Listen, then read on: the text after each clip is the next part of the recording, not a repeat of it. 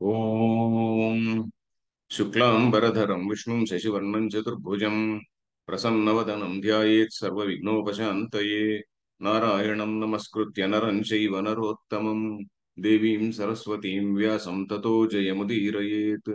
గురుర్బ్రహ్మ గురుర్విష్ణుః గురుర్దేవో మహేశ్వరः గురుః సాక్షాత్ పరం బ్రహ్మ తస్మై శ్రీ గురవే నమః.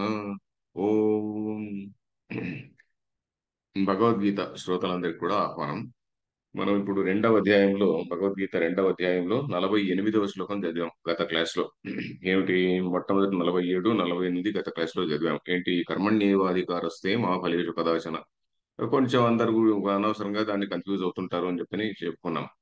దానిలో కన్ఫ్యూజ్ కావాల్సింది ఏమీ లేదు, క్లియర్ గా వివరించాను. తర్వాత శ్లోకం కూడా యోగస్థః కురు కర్మాణి అనేది కూడా చదివాం.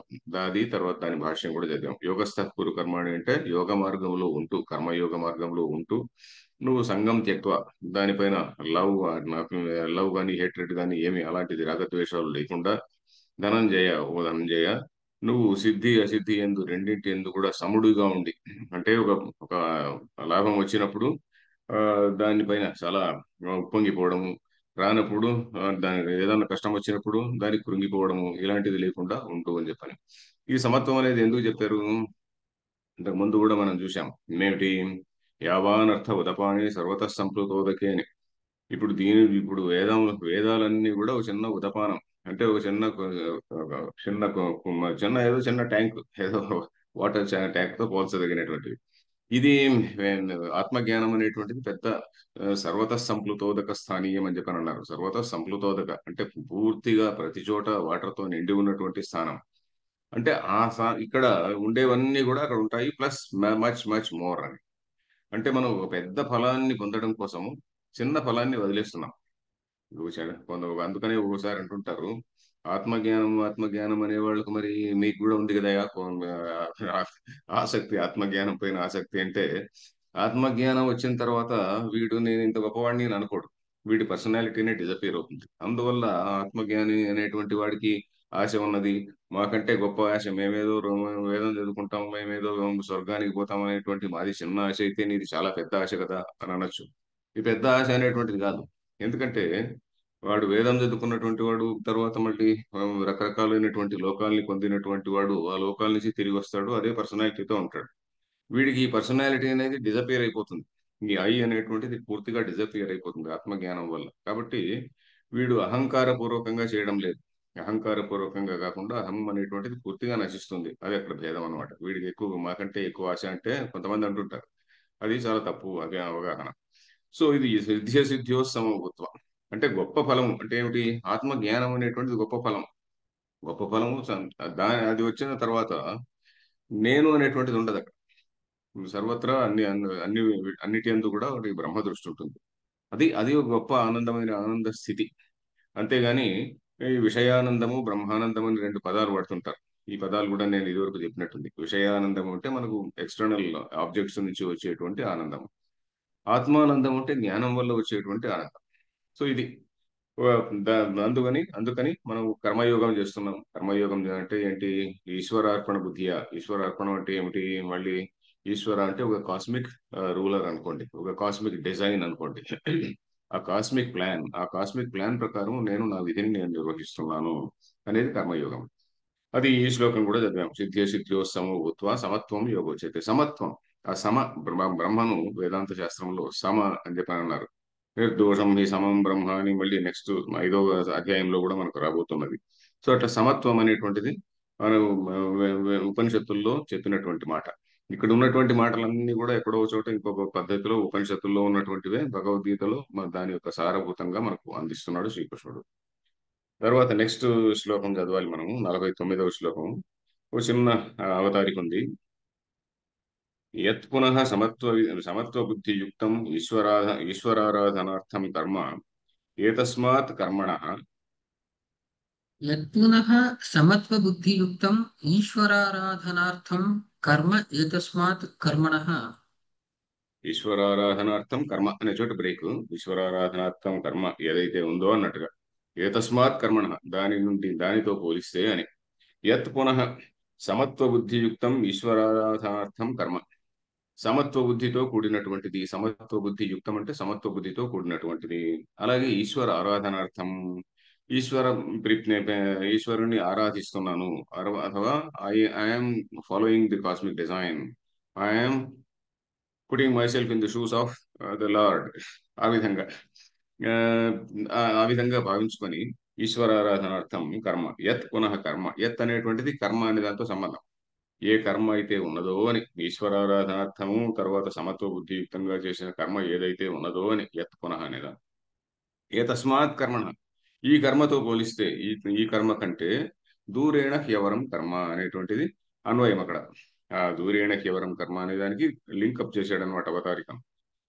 ఇప్పుడు ఈ ఈశ్వరారాధన అర్థమై ఏ కర్మ చేస్తున్నామో దానితో పోలిస్తే మామూలు కర్మ, కర్మయోగం కాకుండా కామ్య కర్మ ఏదైతే ఉన్నదో అది ఎలాంటిది అని ఈ శ్లోకంలో. శ్లోకం చదువుదాం. దూరేణ హ్యవరం కర్మ దూరేణ హ్యవరం కర్మ బుద్ధియోగాద్ ధనంజయ, బుద్ధియోగాత్ ధనంజయ, బుద్ధౌ శరణమన్విచ్ఛ, బుద్ధౌ శరణమన్విచ్ఛ, కృపణా ఫలహేతవః. కృపణాః ఫలహేతవః. ఇక్కడ పద విభాగం చూస్తే దూరేణ హి, హి అంటే యస్మాత్ అని, ఎందుకంటే అని.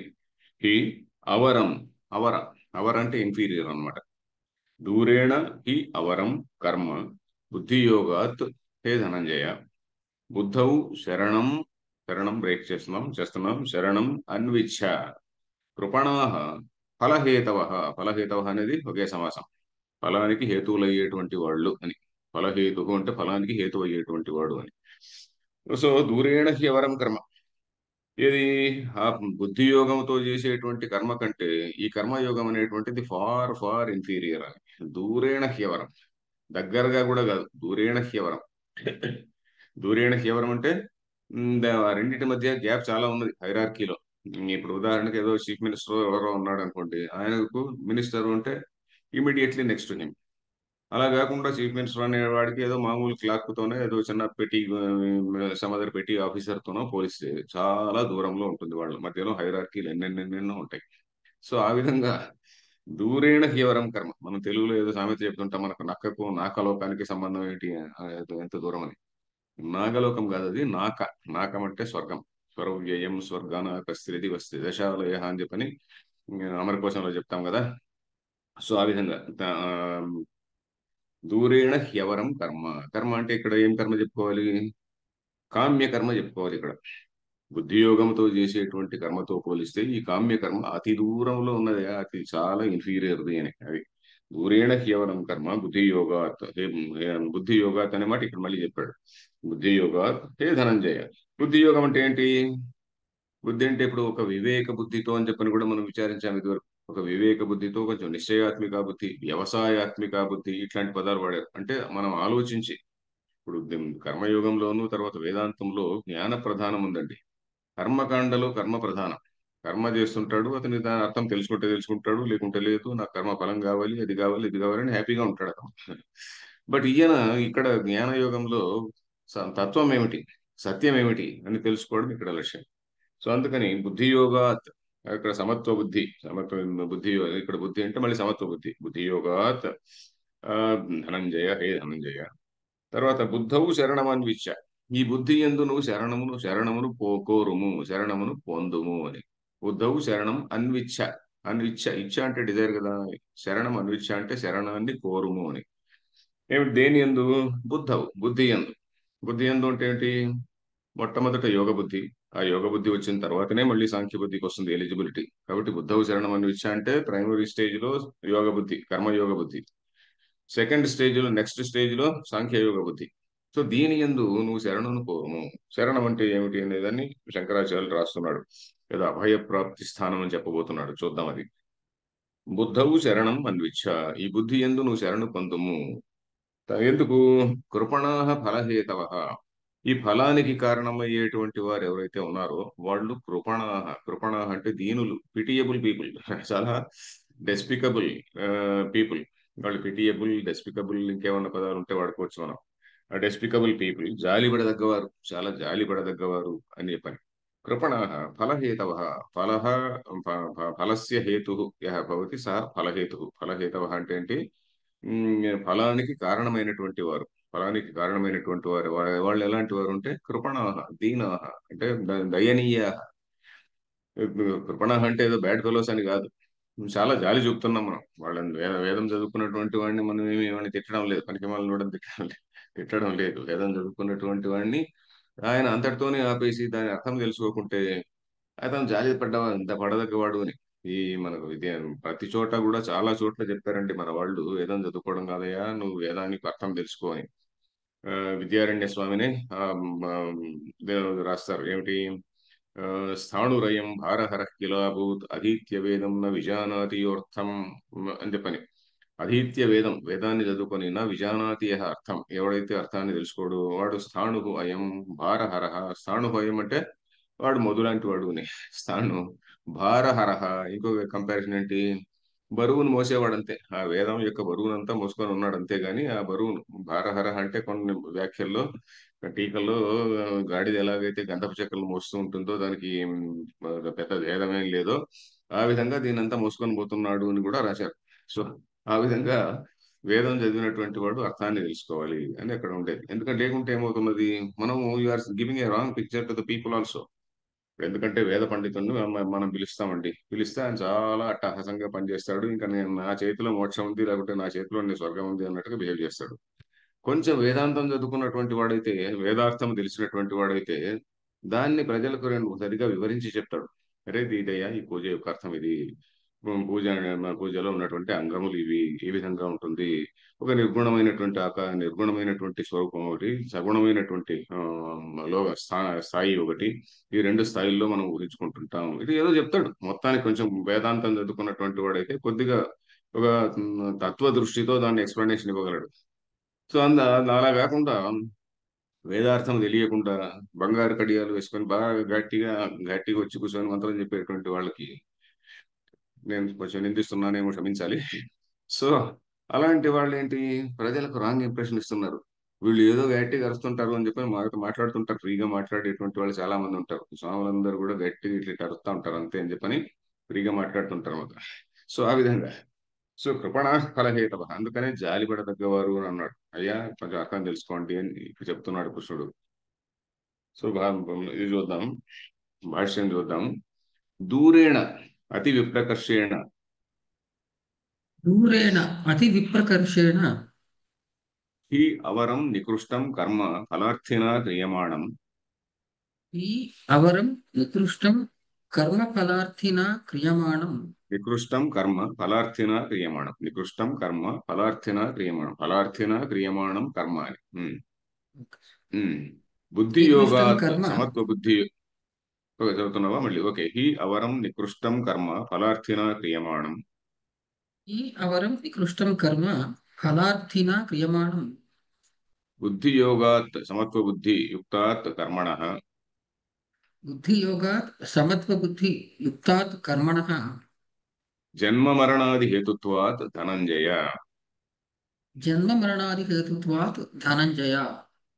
ఓకే దూరేణ దూరేణ అంటే ఏమిటి చెప్పాను కదా ఇందాక చాలా మధ్యలో చాలా వైడ్ గ్యాప్ ఉందన్నమాట ఇది సర్వత సంప్లబోధక స్థానానికి ఊప తడాకాది స్థానానికి చాలా పెద్ద గ్యాప్ ఉంది కదండి ఆ విధంగానే అతి విప్రకర్షణ అతి విప్రకర్షణ అంటే లాగినట్టు ప్రకర్ష కర్షణం అంటే లాగడం ప్ర అనేది ఒక ఉపసర్గ పెట్టాడు మళ్ళీ ఆ, వి అనేది ఇంకొక ఉపసర్గ చెప్పాడు విశేషణ ప్రకర్షణ అతి చాలా చాలా దూరంలోని అతి విప్రకర్షణ అవరం నికృష్టం చాలా తక్కువైనటువంటిది నికృష్టుడు అని మనం అప్పుడప్పుడు బ్యాడ్ ఫెలో అన్నట్టు వాడుతుంటాము ఇక్కడ బ్యాడ్ అని కాదు చాలా స్మాల్ థింగ్ అన్నట్టుగా చాలా స్మాల్ థింగ్ అతి నికృష్టం కర్మ ఎలా ఏది ఏ కర్మ ఫలార్థిన క్రియమాణం కర్మ ఫలార్థి ఎవడైతే ఉన్నాడో ఫలార్థి అంటే ఫలమును కోరువాడు విద్యార్థి అంటే విద్యను కోరువాడు ధనార్థి ధనమును కోరువాడు ఆ విధంగా ఫలార్థిన అనేది తృతీయ ఏకవచనం ఫలార్థిన క్రియమాణం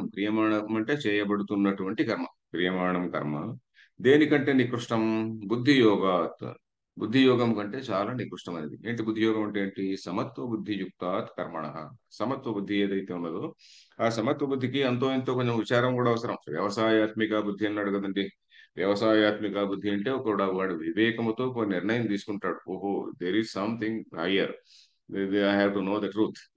ఒక కాస్మిక్ ప్లాన్ ఒకటి ఉన్నది, దాని ప్రకారం నేను నడుచుకోవాలి అనేటువంటి వివేక బుద్ధి ఒకటి ఉంటుంది.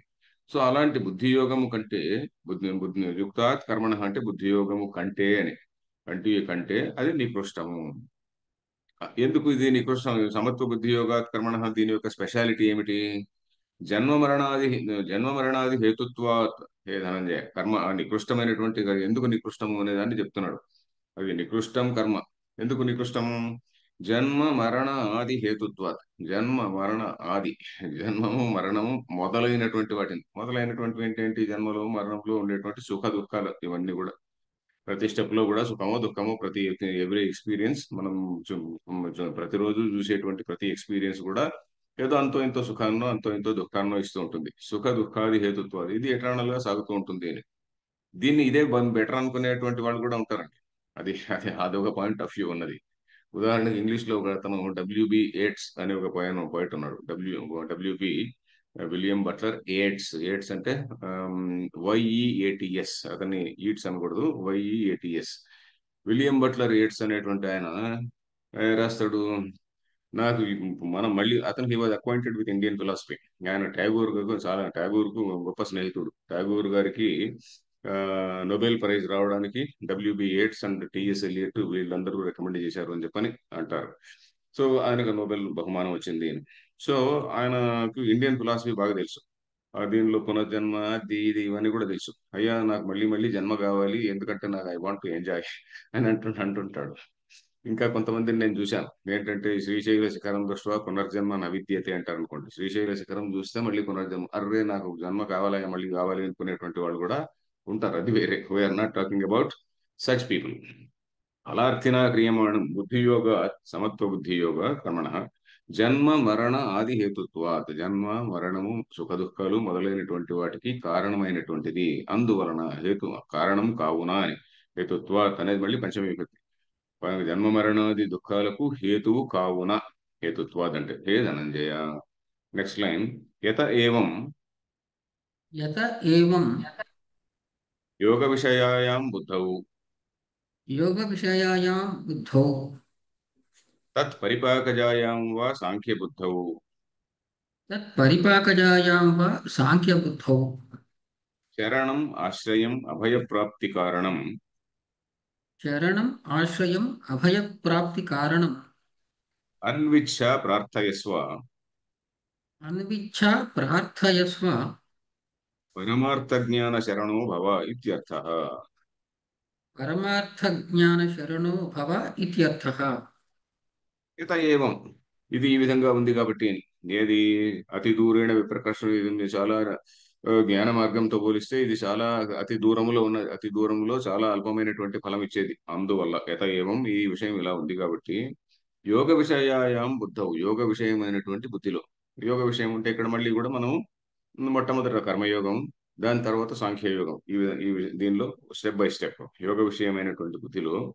లేక యోగ విషయం ఉంటే ఇక్కడ ఫస్ట్ లో కర్మయోగమే చెప్పాడు. ఎందుకంటే తత్ పరిపాకజాయాం వా సాంఖ్య బుద్ధం అని కూడా అన్నాడు శంకరాచార్యులు. ఎందుకంటే శంకరాచార్యులు ఎప్పుడు కూడా చాలా క్లారిఫై చేస్తాడు. ఎందుకంటే మనం ఈ శ్లోకాన్ని ఒట్టిగా చదువుకుంటే, ఇంగ్లీష్ లో తాత్పర్యం చదివామనుకోండి, దూరైన సవరం బుద్ధ శరణం అన్విష్య, అలానే బుద్ధియుక్తో జహాతీహ అని నెక్స్ట్ శ్లోకంలో చెప్పబోతున్నాడు. బుద్ధియుక్తుడైనటువంటి వాడు ఇక్కడనే సుకృత దుష్కృతాలన్నీ నశిస్తాయి అని చెప్పినప్పుడు, కేవలం కర్మయోగంతో సుకృత దుష్కృతాలు అంటే పుణ్యపాపాలు నశించవు. కేవల కర్మయోగంతో చిత్తశుద్ధి వస్తుంది. ఆ తర్వాత మళ్ళీ వాడు జ్ఞాన మార్గం క్లాస్ లో కూర్చోవలసిందే, శ్రవణ మననం నిధిధ్యాసనలు చేయాల్సిందే. అది ఎక్కడ విషయం. సో సాంఖ్య బుద్ధౌ శరణం ఆశ్రయం అన్విచ్ఛ ప్రార్థయస్వ. ఓకే. పరమార్థ జ్ఞాన శరణో భవ ఇత్యర్థః. చదివామా ఇది? ఓకే. యత ఏవం, ఇది ఈ విధంగా ఉంది కాబట్టి, యోగ విషయమైనటువంటి బుద్ధిలో అంటే సాంఖ్యయోగం ఫస్ట్ కర్మయోగ విషయమైనటువంటి బుద్ధిలో, తత్ పరిపాకజాయాం సాంఖ్య బుద్ధౌ, దాని పరిపాకం చెందినటువంటి సాంఖ్య బుద్ధి యందు. దాని పరిపాకం అంటే ఏంటి? యోగ బుద్ధి పక్వమైనటువంటి స్థితిలో, యోగ బుద్ధి అనేటువంటిది కర్మయోగం చేస్తుండగా చిత్తశుద్ధి, క్రమక్రమేణా చిత్తశుద్ధి బాగా కలిగినప్పుడు, అంతఃకరణ శుద్ధి లభించినప్పుడు, అది పరిపాక దశ. ఒకటి బాగా మెచ్యూర్ అయింది అంటాం చూడండి. ఏదైనా ముఖ్యంగా ఉడికిందా లేదా అని చెప్పని చూడడానికి ఎలా ఒక ముక్క బట్టి చూస్తాం.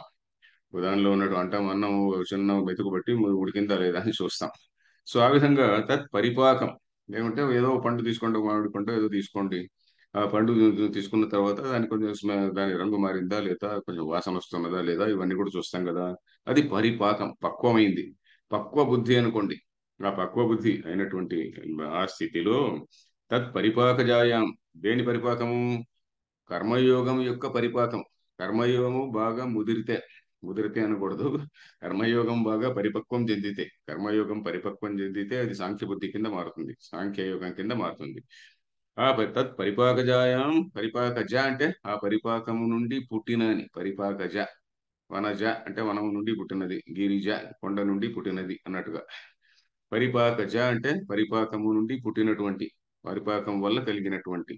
సాంఖ్య బుద్ధవు అంటే జ్ఞానం, దాని యందు జ్ఞాన మార్గం నందు శరణం ఆశ్రయం అభయప్రాప్తి కారణం అన్విచ్ఛ. శరణం అంటే ఏం చెప్పారు? అభయం, ఆశ్రయం, మొట్టమొదటి ఆశ్రయం. అంటే మనకు దేని ఆర్ టేకింగ్ రెఫ్యూజ్ అని ఇంగ్లీష్ లో అంటాం చూడండి. ఆశ్రయాన్ని పొందుతున్నాడు వాడు, ఫలానా చోట వాడు రాజాశ్రయం పొందినాడు, లేకుంటే దేవుణ్ణి ఆశ్రయించినాడు అంటుంటాం. దేవుణ్ణి ఆశ్రయించు. దేవుణ్ణి ఆశ్రయిస్తే ఎప్పుడు ఫలం ఎప్పుడు వస్తుందో తెలియదు కాబట్టి ఇమీడియట్ గా రాజును ఆశ్రయించు అనేటువంటి ఫిలాసఫీ కూడా ఉంది. ఆ రాజును ఆశ్రయిస్తే ఇమీడియట్ ఫలం కూడా వస్తుంది అన్నట్టుగా. ఆశ్రయం ఇక్కడ ఏంటిది? అభయ ప్రాప్తి కారణం. ఆ రాజును ప్రార్థిస్తే అభయం వస్తే, ఏదైనా రిజల్ట్ వస్తే గానీ అది భయప్రాప్తి కారణమే. రాజు ఎప్పుడు తంతాడో తెలియదు, కానీ ఇది అభయప్రాప్తి కారణం. అభయం, అభయం అనేటువంటిది వేదాంత శాస్త్రంలో చాలా గొప్ప పదం అండి. జ్ఞానం వల్ల మనకు లభించేది ఏంటి అంటే అభయం అన్నారు. జ్ఞానం వల్ల మనకు వచ్చేటువంటి ఏమిటి? దేని వల్ల కూడా మనకు భయం లేదు. ఎందుకు లేదు? చాలా గొప్ప వాక్యం ఉంటుంది ఉపనిషత్తులో, ద్వితీయాద్ వై భయం అని. ద్వితీయాత్ వై భయం. భయం ఎందువల్ల వస్తుంది అంటే, మనం వాడు వేరే నేను వేరే, వాడు వేరే వాడు వేరు, వాడు వేరే వాడు ఒకడు, వాడి క్యాస్ట్ వేరే నా క్యాస్ట్ వేరే, నా ఇది వేరే వాడి మతం వేరే, వాడు నాకు ఎనిమి. ఇలా ద్వితీయము ఎప్పుడైతే మనం చూస్తుంటామో వాడి వల్లనే మనకు భయం. ఎందుకంటే ద్వితీయ వాడు దశలో హాస్టైల్ టు మీ అనేటువంటి ఒకటి ఉంటుంది. ఆ ద్వితీయాన్ని వేదాంతం వీడు జ్ఞాని ఏమిటి? జ్ఞాని అందరిలోనూ పరమార్థ తత్వాన్ని చూస్తాడు, పరమార్థ స్థితి స్వరూపాన్ని చూస్తాడు. అందువల్ల వీడికి భయం అనేటువంటి దాన్ని లాగి దాని నుంచి ట్రాన్సెండ్ అంటే దానిపైన దానికి అతీతుడుగా మారుతాడు అనమాట. భయం అనేటువంటిది ప్రతి వాడికి ఉంటుంది, ఎన్నెన్నెన్నెన్నో కారణాల వల్ల. మన ఉదాహరణకి భర్తృహరి సుభాషితాలు కూడా చదవాలండి మనం అప్పుడప్పుడు. భర్తృహరి సుభాషితాలు కానీ సంస్కృత విద్యార్థులు ఎవరైనా వింటుంటే భర్తృహరి సుభాషితాలు మనం తప్పకుండా చదవాలి. భర్తృహరి సుభాషితాల్లో భయం గురించి ఒక మంచి అందమైన శ్లోకం ఉంది. భోగే రోగ భయం. భోగం, భోగే అంటే అనుభవించడంలో, రోగ భయం, ఏది ఎక్కువ అనుభవించినా ఏదో ఒక రోగం వస్తుంటుంది అనమాట. భోగే రోగ భయం. కులే చ్యుతి భయం. వాడు కులం, వాడేదో నేను చాలా హై క్యాస్ట్ కు సంబంధించినటువంటి వాడిని, లేకుంటే హై స్టేటస్ కు సంబంధించినటువంటి వాడిని అనేటువంటి వాడికి ఒరే అక్కడి నుంచి ఎక్కడ దిగజారుతామో, అక్కడి నుంచి ఎక్కడ పడిపోతాము అని చెప్పనేటువంటి అదొక భయం. తర్వాత విత్తే నృపాలాత్ భయం. బాగా దండి డబ్బులు ఉన్నాయనుకోండి, విత్తం, విత్తం అంటే మన డబ్బు కదా. ఆ విత్తే నృపాలాత్ భయం. విత్తే అంటే విత్తే సతి, ధనం ఉన్నప్పుడు నృపాలాత్ భయం. నృపాలుడు రాజు, వాడు ఎప్పుడు లాక్కుంటాడో తెలియదు. వాడు ఎంత పెద్దవాడైనా కూడా. ఇప్పుడు చూస్తున్నాం మనం అమెరికాలో ఇలాన్ మస్క్ ను బెదిరిస్తున్నాడు ఎవరు? మన ట్రంప్ గారు. ఇలాన్ మస్క్ నిన్ను ఆఫ్రికాకు పంపిస్తానంటున్నాడు. విశ్వానికి ఎంత ధనం అంటే ఈ ప్రపంచంలో ది బిగ్గెస్ట్ రిచెస్ట్ మ్యాన్, అతన్ని పట్టుకొని ఈయన రూపాలుడు భయం బెదిరిస్తున్నాడు అనమాట. విత్తే రూపాల భయం. పూర్వకాలంలో మరి ఏ, వాడు యుద్ధానికి పోవాలంటే శ్రేష్ఠి గారి దగ్గరికి వెళ్ళి ఆ శ్రేష్ఠి ధనాన్ని లాక్కొని వెళ్ళేవాడు. ఇప్పుడు కూడా బిజినెస్ చేసేటువంటి వాళ్ళు చాలా మందికి ఎన్నెన్నో సమర్పణలు చేసుకుంటూ ఉండాలి, లేకుంటే వాళ్ళు వాళ్ళ బిజినెస్ చేయలేరు. సో ఆ విధంగా ఉంటుంది సిస్టమ్. అలాగే ఉంది ఇక్కడే కాదు, ఏ దేశమైనా కూడా. నేను మొదట్లో మన దేశంలోనే ఇవన్నీ అని అనుకున్నాను, కానీ ఇంకా బయట చూస్తే ఇంకా హయ్యర్ లెవెల్లో చాలా చాలా సొఫిస్టికేటెడ్ గా నడుస్తుంది. మనది ఏదో కొంచెం అంతో ఎంతో క్రూడ్ గా నడుస్తుంది, కానీ ఇంకా చాలా హై సొఫిస్టికేటెడ్ గా నడుస్తుంటుంది. సో విత్ రూపాయలు కమ్యూనిస్ట్ సొసైటీ కావచ్చు, లేక హై క్యాపిటలిస్ట్ ఫస్ట్ వరల్డ్ అని అంటాం కదా, అమెరికా ఇట్లాంటివన్నీ కూడా అక్కడ కావచ్చు, ఎక్కడైనా కూడా చాలా ఘోరంగానే ఉంటుంది పరిస్థితి. సో విత్తే రూపాల భయం ఇలానే వస్తుంది. వాదే శాస్త్రే వాద భయం. వీడు చాలా గొప్పగా చదువుకున్నాడు అనుకోండి, వాడికి ఇంకా నాకంటే గొప్పగా చదువుకున్నటువంటి వాడు వచ్చి నాతో వాదం చేస్తే ఏమవుతుందో అనేది ఇలానే రూపే జరాయా భయం. రూపం, ఒక అందగాడు ఉన్నాడు అనుకోండి, అందగాడో లేక అందగత్తె ఉన్నది అనుకోండి, వాళ్ళకి ఓల్డ్ ఏజ్ వల్ల భయం. అయ్యో ఎట్లా ఎలా ఎప్పుడు ముసలవుతామో ఏమో అని చెప్పి ఏదో అమెరికాకి వెళ్ళి రింకిల్స్ అన్ని తీసేయించుకొని వస్తుంటారు.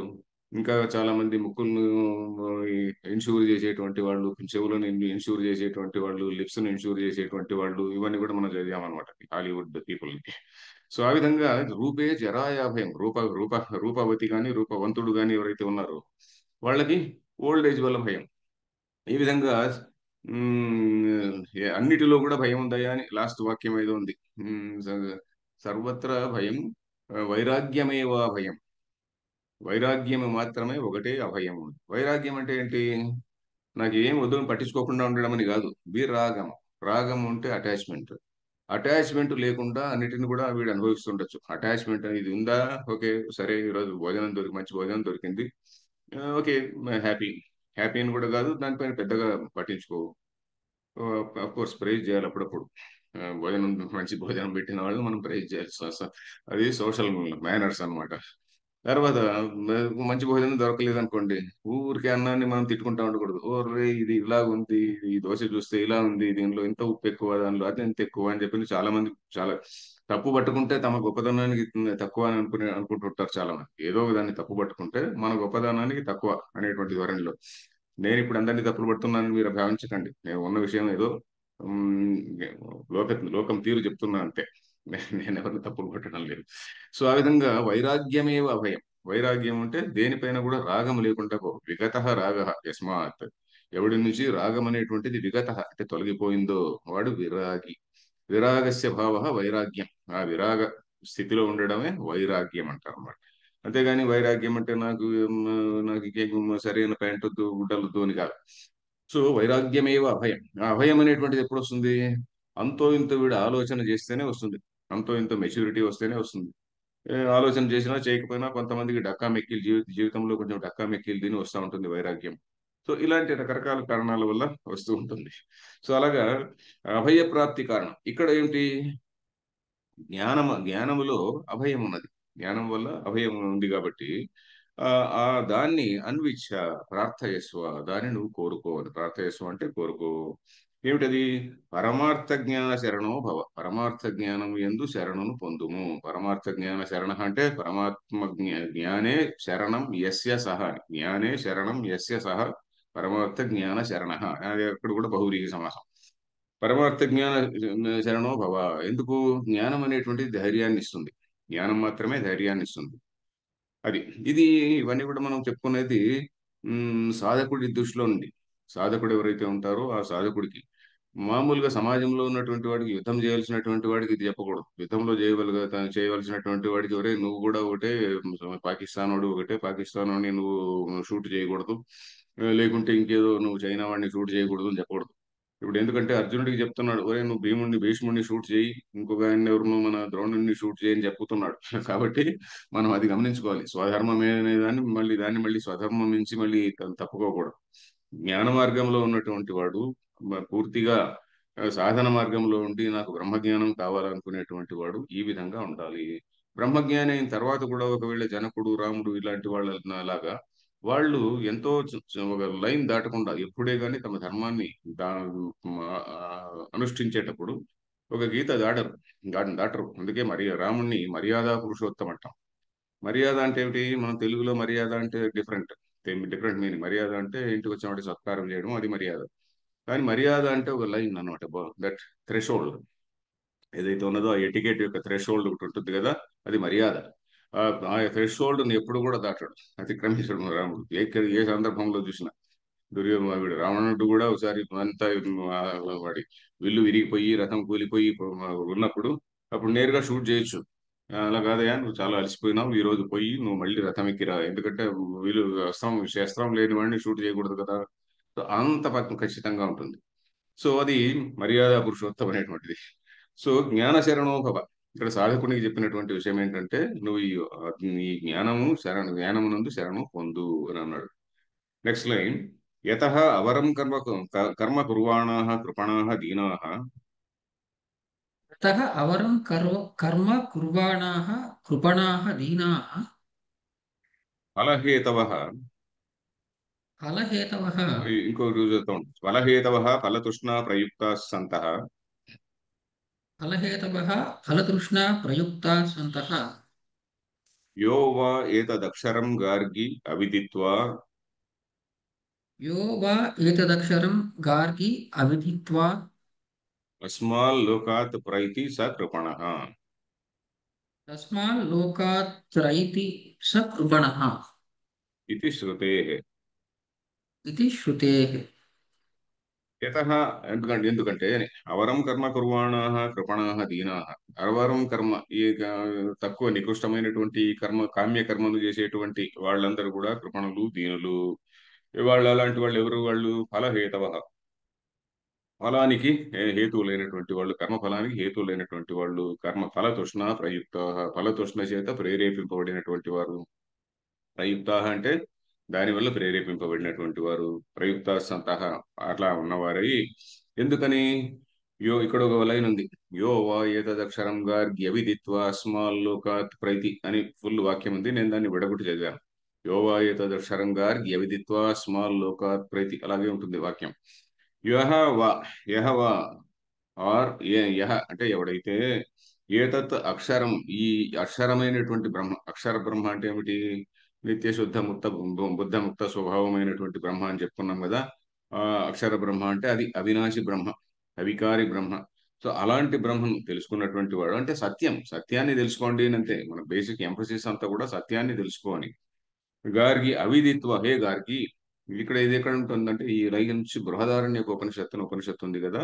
ఆ ఉపనిషత్తులో ఉంది వాక్యం ఇది. అంటే దీనిలో ఏమిటి? అక్కడ యాజ్ఞవల్క్యుడు గార్గి అని ఒక పండితురాలు ఉంటుంది. ఇది కూడా మనం చూడాల్సిందే. ఇప్పుడు పూర్వకాలంలో వీళ్ళందరూ కూడా స్త్రీలు కూడా వేదాన్ని చదివేటువంటి వాళ్ళండి. వాళ్ళను ఆ బ్రహ్మవాదినులు అనేవాళ్ళు. బ్రహ్మవాదిని గార్గి అనేటువంటి ఆమె ఒక బ్రహ్మవాదిని.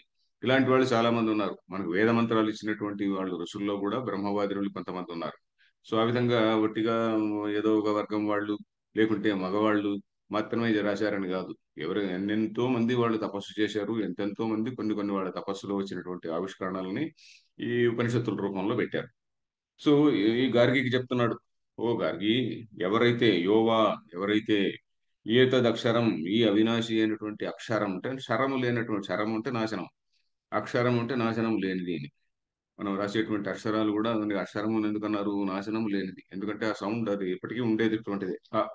ఈ అంటే అవి ఎప్పుడు ఉండేటువంటి సౌండ్స్ అక్షరమైనటువంటివి. సో ఇంకేమైనా ఉండొచ్చు దీని వెనకల. ఎందుకంటే దీనికి భాషా శాస్త్రంలో ఆ పతంజలి మహాభాష్యం అని ఒకటి ఉన్నది. ఆ మహాభాష్యంలో భాషా శాస్త్రంలో ఉన్నటువంటి కొన్ని ఉమ్, విశేషాలు చెప్పింటారు. నేను అది చదవలేదు. సో అవిదిత్వ అంటే తెలియకుండా, ఈ అక్షరమైనటువంటి బ్రహ్మను తెలుసుకోకుండా అస్మాత్ లోకాత్ ప్రైతి, అస్మాత్ లోకాత్ అంటే ఈ లోకం నుండి ఏతి ప్రైతి, ప్రైతి అంటే ఏతి ప్రకర్షేణ గచ్చతి. వాడు ఎక్కడ పోతాడు? ఈ లోకం నుంచి ఎక్కడ పోతాడండి? ఈ లోకం నుంచి మళ్ళీ ఒకవేళ పోతే స్వర్గానికి పోతాడు. డిఫరెంట్ లెవెల్స్ ఆఫ్ స్వర్గ అనుకోండి. లేకుంటే మళ్ళీ ఇదే ఇక్కడే భూమి పైన ఇంకేదో శూకర జన్మనో గార్ధప జన్మనో లేక ఇంకేదో మనుష్య జన్మనో ఏదో పొందుతాడు. కృపణ, వాడు దీనుడు. ఈ అక్షరాన్ని తెలుసుకోకుండా ఎవడైతే ప్రాణాన్ని వదులుతున్నాడో వాడు is a pitiable despicable person అని చెప్పని ఎంత గొప్పగా చెప్పి ఎంత స్ట్రాంగ్ గా చెప్పారు చూడండి. ఇది శృతే. ఉపనిషత్తులు చాలా స్ట్రాంగ్ గా చెప్తుంటాయి. సమత్వ బుద్ధియుక్త సన్, నెక్స్ట్ లైన్, సమత్వ బుద్ధియుక్త సన్ సమత్వబుద్ధి తస్సన్ స్వధర్మం అనుతిష్టం యత్ ఫలం ప్రాప్నోతి తత్ శృణు. స్వధర్మం అనుతిష్టన్ యత్ ఫలం ప్రాప్నోతి తత్ శృణు. ఇప్పుడు ఈ అస్మాత్ లోకాత్ ప్రైతి, ఇంతకుముందు చదివిన వాక్యంలో అస్మాత్ లోకాత్ ప్రైతి అనే చోట స్వర్గానికి పోతే మంచిదే కదండి అని భావన ఉండొచ్చు. ఇప్పుడు కొన్ని మతాల్లో స్వర్గం అనేటువంటిది హైయెస్ట్ గోల్. మనకు స్వర్గం అనేటువంటి హైయెస్ట్ గోల్ కాదు. బికాస్ స్వర్గం అనేటువంటిది చాలా inferior place compare to the knowledge, truth, compare to truth. ఇది మనం ఎప్పుడు గుర్తుపెట్టుకోవాలి. ఎందుకంటే మనకు ఉపనిషత్తులు చాలా క్లియర్ గా చెప్తాయి. ఉదాహరణకి ఈశావాస్య ఉపనిషత్తు అని అతి చిన్న ఉపనిషత్తు ఉంది. దానిలో అసుర్యానామతే లోకా అంధేన తమసావృతా అని ఉంది. అసుర్యానామతే లోకా, ఈ స్వర్గము ఇవన్నీ కూడా ఆ స్వర్గము ఈ స్వర్గము రకరకాల స్వర్గాలు ఉన్నాయి కదా, ఇవన్నీ కూడా అసుర లోకాలు అటుంది. అసుర అంటే ఏమిటి? అసుషు రమంతే ఇది అసుర. అసు అంటే ఇంద్రియములు, ఇంద్రియముల్లోనే రమించేటువంటిది. స్వర్గానికి పోతే ఏముందండి, ఇక్కడ కొన్ని మామూలు లిక్కర్ ఉంటే అక్కడ కొన్ని పెద్ద లిక్కర్ ఉంటుంది. ఇక్కడ ఏదో మామూలు అందగత్తెలు ఉంటే అక్కడ ఇంకొంచెం అది ఎక్కువ అందగత్తెలు ఉంటారు, లేకుంటే ఇంకేదో ఎక్కువ మంచి మంచి మంచి మట్టి మ్యాట్నీ షోలు అవి ఇవి ఉంటాయి. సో దీనికంటే ఏ ఏ మతం తీసుకున్నా, ఏ మతం తీసుకున్నా ఆ మతంలో ఉన్నటువంటి హెవెన్ డిస్క్రిప్షన్ ఎలా ఉంటుంది అంటే ఇలాగే ఉంటుంది. సో ఆయన ఎవరో చెప్పాడు స్వర్గం అనేటువంటి it's like a big casino అని. ఎవరు మన స్వామీజీ, స్వామి దయానంద సరస్వతి ఉండేవారు చూడండి, ఇటీవలే చనిపోయారు కదా 10 ఏళ్ల కింద. ఆయన చెప్పేవారు అనమాట స్వర్గ is like a big casino అని. సో ఆ విధంగా అసుర్యానామతి లోక ఆ లోకములు కూడా అసుర లోకాలే. ఏది స్వర్గం కావచ్చు, మరొకటి కావచ్చు. ఇప్పుడు ఘనాపాఠులు వాళ్ళు వీళ్ళు వేద పండితులు వీళ్ళు పోయేదంతా కూడా అసుర లోకాలకే అని అది అక్కడ చెప్తాడు అనమాట. వాళ్ళందరికీ అల్టిమేట్లీ ఆ లెవెల్ అంతే అని మన మన కృష్ణుడు చెప్తున్నాడు. నెక్స్ట్ లైన్ లో మనం ఇప్పుడు చదివాం కదా, సమత్వ బుద్ధియుక్త సన్, సమత్వ బుద్ధితో కూడినటువంటి వాడై అని, కూడినటువంటి వాడై స్వధర్మం అనుతిష్టన్, స్వధర్మమును ఆచరించుచున్నవాడై యత్ ఫలం ప్రాప్నోతి, ఏ ఫలమును పొందుతాడో తత్ శృణు, దానిని విను అని. ఏ ఫలం అంటే సమత్వ బుద్ధితో ఉంటూ తన ధర్మాన్ని ఆచరించాలి, ఇది ఇంపార్టెంట్. సమత్వ బుద్ధితో ఉంటూ తన ధర్మాన్ని ఆచరించు. ఇది అందరికీ వేదాంతం అందరినీ సన్యాసులు గమ్మని చెప్పడం లేదు. నీ డ్యూటీ నువ్వు చేయాలి అని చెప్తున్నారు. స్వధర్మం అనుదిష్టం యత్ ఫలం ప్రాప్నోతి, ఏ ఫలాన్ని పొందుతాడో తత్ శృణు, దాన్ని శృణు. టైం ఉంది కదా, ఓకే. నెక్స్ట్ శ్లోక. బుద్ధియుక్తో జహాతీహ బుద్ధియుక్తో జహాతీహ ఉభే సుకృత దుష్కృతే ఉభే సుకృత దుష్కృతే తస్మాద్ యోగాయ యుజ్యస్వ, తస్మాత్ యోగాయ యుజ్యస్వ, యోగః కర్మసు కౌశలం. యోగః కర్మసు కౌశలం. ఓకే, పద విభాగం చూస్తే బుద్ధియుక్త ఒకే పదమే. బుద్ధియా యుక్త అంటే సమత్వ బుద్ధితో కూడినవాడు అని, బుద్ధితో కూడినవాడు బుద్ధియుక్తుడు, ధనవంతుడు అన్నట్టుగా. జహాతి ఇహ, జహాతి ఇహ ఉభే సుకృత దుష్కృతే అనేది ఒకటే సమాసమే. కృత దుష్కృతే పుణ్యపాపే అన్నట్టుగా సుకృత దుష్కృతే ఒక ద్వంద్వ సమాసం. పుణ్యము పాపము రెండు కూడా. తస్మాత్ యోగాయ యుజియస్వ, యోగ కర్మసు కౌశలం. యోగం ఇది లైన్ కూడా చాలా మట్టు కోట్ చేస్తుంటారు. యోగ కర్మసు కౌశలం అక్కడక్కడ ఏదో బోర్డులు కూడా రాసి ఉంటారు. సో ఏమిటిది? బుద్ధియుక్త అంటే సమత్వ బుద్ధియుక్త, సమత్వ బుద్ధితో కూడినటువంటి వాడు. ఇహ, ఇది కనెక్షన్ ఏమిటి? బుద్ధియుక్త ఈ ఉభయ సుకృత దుష్కృతే ఇహ, ఇహైవ జహాతి. ఇహ ఏవ అనే పదాన్ని మనం అత్యాహారం చేసుకోవచ్చు. ఇహైవ జహాతి, బుద్ధియుక్త సమత్వ బుద్ధియుక్తంలో కూడినటువంటి వాడు. ఉభయ సుకృత దుష్కృతే, సుకృతము దుష్కృతము ఈ రెండింటిని, ఉభయ అంటే రెండింటిని, సుకృతము దుష్కృతము ఈ రెండింటిని కూడా ఇహ ఇక్కడే జీవించుండగానే జహాతి అంటే వదిలేస్తున్నాడు, దాన్ని దులిపేసుకుంటున్నాడు అని. ఉపనిషత్తుల్లో కూడా ఓ వాక్యం ఉన్నది, పుణ్యపాపే విధూయానం ఉన్నది. విధూయనం, విధూననం అంటే దులిపేసుకోవడం. బాగా గుడ్డలు ఏదన్నా ఇది ఉందనుకోండి, దుమ్ము ఉందనుకోండి, దులిపేస్తే కొంచెం గట్టిగా దులిపేస్తే దుమ్ము పోతుంది కదా, అలాగా ఆ దులిపేసుకోవడాన్ని విధూననం అంటారు, హూననం. సో అవధూత అనేది కూడా అదే అర్థం. అవధూత అంటే అన్ని దులిపేసుకున్నటువంటి వాడు అనమాట. సో ఎలాంటి బంధం బాండేజ్ లేకుండా అన్నింటినీ వదిలించేసుకున్నటువంటి వాడు, అలాంటి వాడు అవధూత అని. జహాతి ఇహ ఇక్కడే ఆ, విధులను విదిలించేసుకొని ఆ, జహాతి ఇహ ఇక్కడ వాక్యం పూర్తయింది. బుద్ధియుక్తుడైనటువంటి వాడు పుణ్యపాపం రెండింటిని కూడా ఇక్కడే దులిపేసుకుంటాడు, వదిలేసుకుంటాడు అని, పోగొట్టుకుంటాడు లేక వదిలేసుకుంటాడు. జహాతి, హా అంటే ఓ హాకు త్యాగే అనే ధాతువు కదా, దాన్ని త్యజిస్తాడు అంటే ఏంటి? వదిలేసుకుంటాడు. తస్మాత్ అందువలన, ఈ ఫస్ట్ లైన్ అంతా కూడా ఒక వాక్యం. తస్మాత్ యోగాయ యుజ్యస్వ, అందువలన నువ్వు యోగానికి సన్నద్ధుడవు కమ్ము. యోగాయ అంటే యోగము కొరకు, యుజ్యస్వ అంటే సన్నద్ధుడవు కమ్ము, నువ్వు రెడీగా, గెట్ రెడీ అని. ఇక్కడ ఇక్కడ ఈ వాక్యం అయిపోయింది. తస్మాత్ యోగాయ యుజ్యస్వ. మరి యోగం అంటే ఏంటి? యోగ కర్మసు కౌశలం. యోగం అనేటువంటిది ఏంటి? కర్మ చేస్తూ చేస్తూ కూడా దానిలో కూడా you are doing it in a smart way. కౌశలం. కౌశలం అంటే ఏంటి? స్మార్ట్నెస్. కుశలం. కుశలం అంటే ఏంటి? మనం మామూలు కుశలంగా ఉన్నారా, కుశల ప్రశ్నలు ఉంటుంటాం. కుశల ప్రశ్నలు ఉంటే అందరు బాగానే ఉన్నారా అనే అర్థంలో ఉంది. కౌశలం అంటే ఏంటంటే యాక్చువల్ మీనింగ్ స్కిల్. కౌశలం, వాడు విద్యా కౌశలం, ధనుర్విద్య కౌశలాన్ని ప్రదర్శించారు అంటారు. కౌశలం అది. కుశల విద్య మనం తెలుగులో దీని అర్థం మారిపోయింది. కుశలం అంటే ఏదో క్షేమము అన్నట్టుగా మాట్లాడుతుంటాం, కానీ అక్కడ సంస్కృతంలో మీనింగ్ ఏంటి? స్కిల్ అని. ఈ పదం కూడా ఎలా వచ్చిందంటే కుశ, కుశ అంటే మనకు తెలుసు కదండి, దర్భ. ఆ దర్భను దింపడానికి కొంచెం స్కిల్ఫుల్ గా దింపాలి. కుశాన్ లాతీతి కుశలహాని. కుశ పూర్వకాలంలో ఈ పిల్లవాళ్ళందరినీ కూడా, వేద విద్యార్థులందరినీ కూడా "ఒరేయ్ గడ్డి తీసుకురారా" అని. ఏంటి? ఆ, నది నది ఒడ్డున పెరుగుతుంటాయి ఇవి. నది ఒడ్డున ఆ, ఈ దర్భలు పెరుగుతుంటాయి. ఆ నదికి పోయి దర్భలు కోసుకురారా అనేవాళ్ళు. దర్భలు ముట్టుకుంటే తెగుతుంది. ఎలా అంటే అట్లా మనం లాగినామంటే వేళ్ళు తెగుతాయి. సో దాన్ని చాలా జాగ్రత్తగా కట్ చేయాలి. చాలా జాగ్రత్తగా పట్టుకొని జాగ్రత్తగా కట్ చేసి వేళ్ళు తెక్కకుండా తీసుకురావాలి. అది కుశలం అంటే నేర్పరితనం. సో నేర్పరితనం, స్కిల్ఫుల్. సో ఇక్కడ యోగ కర్మసు కౌశలం, కుశలస్య భావ కౌశలం. సో భాష్యం చూద్దాం. బుద్ధియుక్త సమత్వ విషయ బుద్ధ్యా యుక్త, బుద్ధియుక్త युक्तः समत्वविषयया बुद्ध्या युक्तः बुद्धियुक्तः जहाति परित्यजति जहाति परित्यजति इह अस्मिन् लोके उभे सुकृत दुष्कृते पुण्यपापे इह अस्मिन् लोके उभे सुकृतदुष्कृते पुण्यपापे सत्त्वशुद्धि ज्ञानप्राप्ति द्वारेण यतः सत्त्वशुद्धि ज्ञानप्राप्ति द्वारेण यतः तस्मात् समत्वबुद्धियोगाय युज्यस्व घटस्व। तस्मात् समत्वबुद्धियोगाय युज्यस्व घटस्व युज्यस्व घटस्व। युज धातु ఓకే. బుద్ధియుక్త, బుద్ధియుక్తుడు అయినటువంటి వాడు. బుద్ధియుక్తుడు అంటే సమత్వ బుద్ధి గలవాడు. ఇది చాలా సార్లు వచ్చింది. సమత్వ విషయ బుద్ధి ప్రతి చోట కూడా శంకరాచార్య క్లారిఫై చేస్తాడు ఏం బుద్ధిని. అంటే what should be his attitude అని. ఈ పని చేసేటప్పుడు వివేకానందుడు అన్నాడు కదా, mind on God and hands on work అన్నట్టుగా ఆ యాటిట్యూడ్ తో సమత్వ విషయ బుద్ధ్యా యుక్త, సమబుద్ధితో ఉంటూ అంటే రాగద్వేషాలు లేకుండా ఉంటూ బుద్ధియుక్త. జహాతి అంటే ఏమిటి? పరిత్యజతి. జహాతి అంటే పరిత్యజతి, దాన్ని త్యజిస్తాడు అంటే పోగొట్టుకుంటాడు. ఈ వేటిని? పుణ్యపాపే.